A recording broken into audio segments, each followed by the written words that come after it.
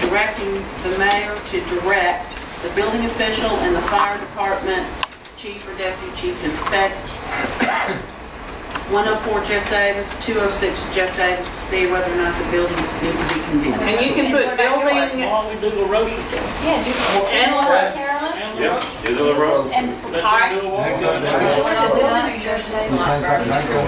hey, and, So add wait a yours. minute, La Rosa is the 100 La Rosa.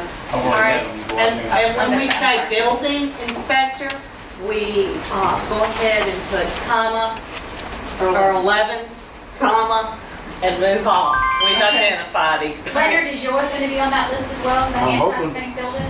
You can, put it on there. Okay, add Leonard, I'm please. putting an expert I on I just it. don't think it's unsafe. I don't think it's unsafe. I don't think it is, I know we almost listed that on the water department, it's not something to do. Does it belong? Could you read that motion back to us, Becky? I'm sorry. Okay, we're directing the mayor to have the building official, Earl Evans, and fire chief inspect 104 Jeff Davis Avenue, 206 Jeff Davis Avenue, 100 La Rosa Road, and the Hancock Bank building, Yeah. to see whether or not they need to be condemned. I have a motion by Ms. Anderson. All in favor? Opposed? There was a motion to direct the mayor to have Earl Who the fire do chief? some things. Did we ever get a vote on that? Yes. That's what we just did. Can I go one beyond that and just ask for a status report on the Jefferson property? We We we had got- asked a long time ago. Yeah, we got the court file and court documents on the last thing he had been ordered to do. I'm almost done preparing a lawsuit to sue him and bring him back into court for contempt, because he was ordered not to put anything else on that. He was ordered not to put a shadow on that property. And there's a lot of old photographs in that court file and stuff, and none of the stuff you see out there are in those old No school photographs. buses. The school buses. Well, you moved those down to this end of town. And so contempt is, I believe the contempt way is the most efficient, quickest. Because in a regular suit, you sue him, we have to prove he's doing something wrong, he defends it, and you get it in.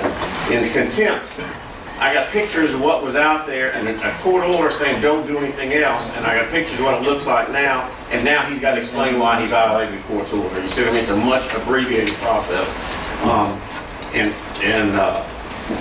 You know, we'll have that ready in just a few more days, soon as he gets typing.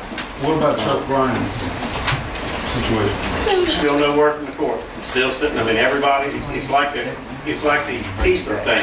It's in front of the judge, they're waiting for it, I mean, an order could come in the mail tomorrow, but we just, nothing to do. What do you want to do about the rest of it? Excuse me? What do you want to do about the rest of it? Earl, we've given the directive to Earl to go out there and inspect it and On make properties? moves. That's right. He's talking about. He's talking about the sign, Those the are the sign. ones that we talked about, he's talking about all those other He's ones. talking 1, 3, and 4. What are we doing on 1, 3, and 4? Are you just waiting on those, get those done, and then look at those?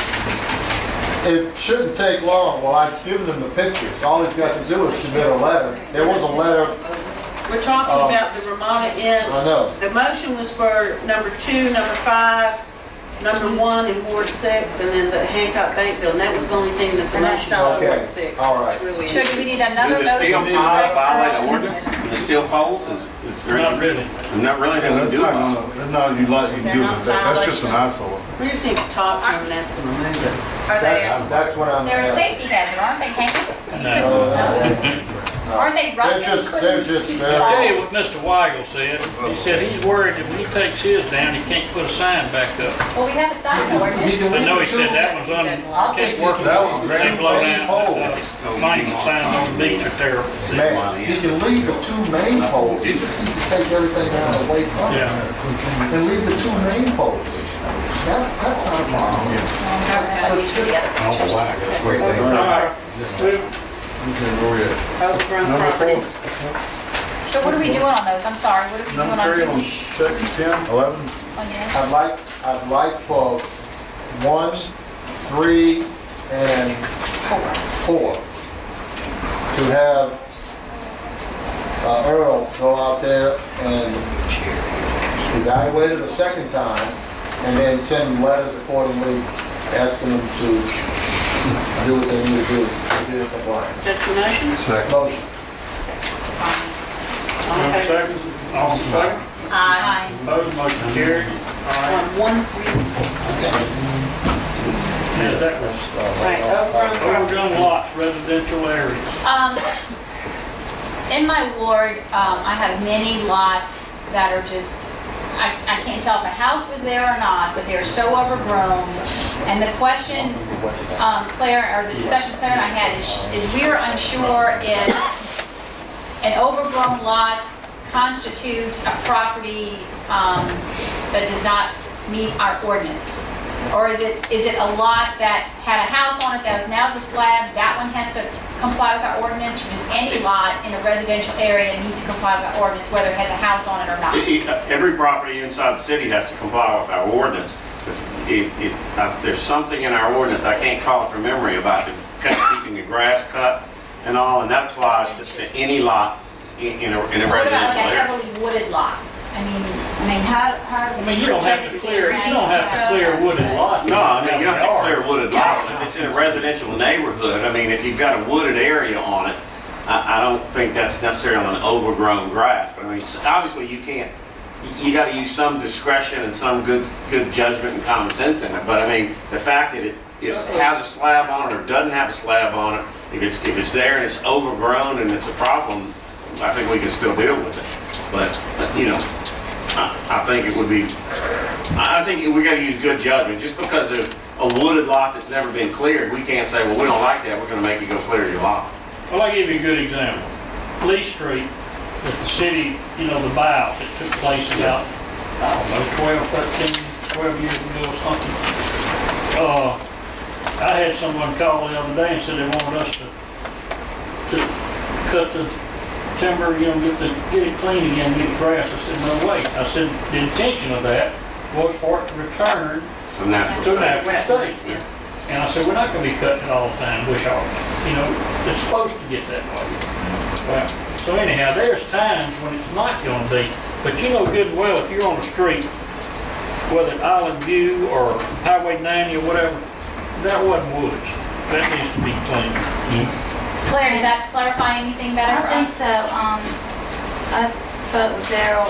I think when it's a lot that's never had a house on it and it is just overgrown, but now it's overgrown, pushing a person's fence, they can just move that fence that's going on the fence. They don't have to take off the whole field, but they do have to clear We've talked about, that's what, getting onto the person's that's just a property. judgment call. Now, we felt like that if it was woods, Do we have to adjudicate to go on there? No, because, I mean, the only thing you adjudicate is if it becomes a menace to the public health and safety. So If we it's can just just go on unsightly there, or cut the encroaching, grass? we can't go that way. You go through another violation of the ordinance, that the people that are allowing it to become a nuisance or something, and you go through city court.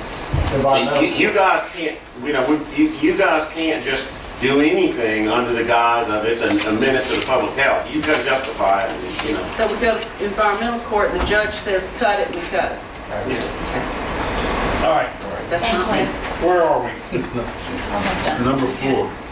Appointment to Motor Vehicle for Hire Commission. I discussed this issue about this appointment, and I found out from the Council of Government Secretary, she did some investigations, and after all my findings, I'd like to make a motion to appoint Mr. Frankie Castillo to the I second that. Taxi Commission. All right, motion and a second, all in favor? Opposed, motion carries. New business. Thank you. Intersection Seal Avenue, Klondike, Palmer Road, on all points, east and west, all in points. 5-star, what was it called? 5 stars? 5 points. 5 points. That's All I'm asking there is to get the city engineer to take a look at it and see how much property we own on those points. To see how we can alleviate the right turn, no right turn off of Sill Avenue on to Pineville Road coming south. See little Volkswagen. I don't know how much property we own there. Now, if, do I have to issue you a directive? Yeah, direct me to get a hold of the city Engineers. engineer to survey, or hopefully not have to pay for a survey, but for them to give us some direction. Yeah, I'd like on to the land that's second there. that. See, something made there to make that thing a better intersection, because you got You a might no do right the whole turn. thing south or east or west. Yeah, but if you make that right turn on Seal and you have a Okay, very we got a big motion and a vehicle, second. All right, we have a motion and a second to study that a little Yeah, right. bit. All in Direct favor? the city engineer. Opposed, motion carries.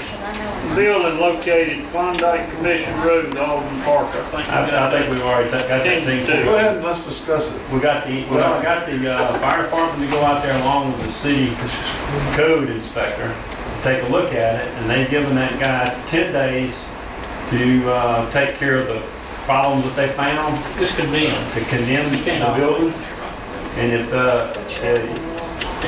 and the owner to go ahead and do something with it, and if he doesn't do anything, then we're gonna take him to court. When you say code inspector, you mean Earl Evans? Yeah, he went by, because Earl called me back when I kept trying to get hold of the fire department. Earl called me back and notified, let me know that they'd been by there and they issued a, Oh, yeah. That fire department business, son, you can't get them. You gotta get on the list. well, I can get your phone number. All right, we got those dates, let's go. They call it. well, some of them are, you know. Some of them are.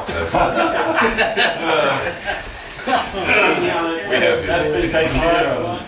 We're gonna pursue that after 10 days. All right, opposed ad valorem tax, Alderman Coogan. I put this on the agenda because after the publication came out in the newspaper, I think we were barraged with some of us, phone calls, questions, taxes going up, you are gonna approve taxes, da da da. And while I understand the legality of how that has to be published in the newspaper, I'm asking if it's possible that underneath that official publication, can we just make a couple line statement that's clear, concise, to the point, summarizing what we're doing and what we're proposing? Because all they read, or all most citizens read, is your taxes are going up. They don't read any further into the details, because some people maybe just don't understand it.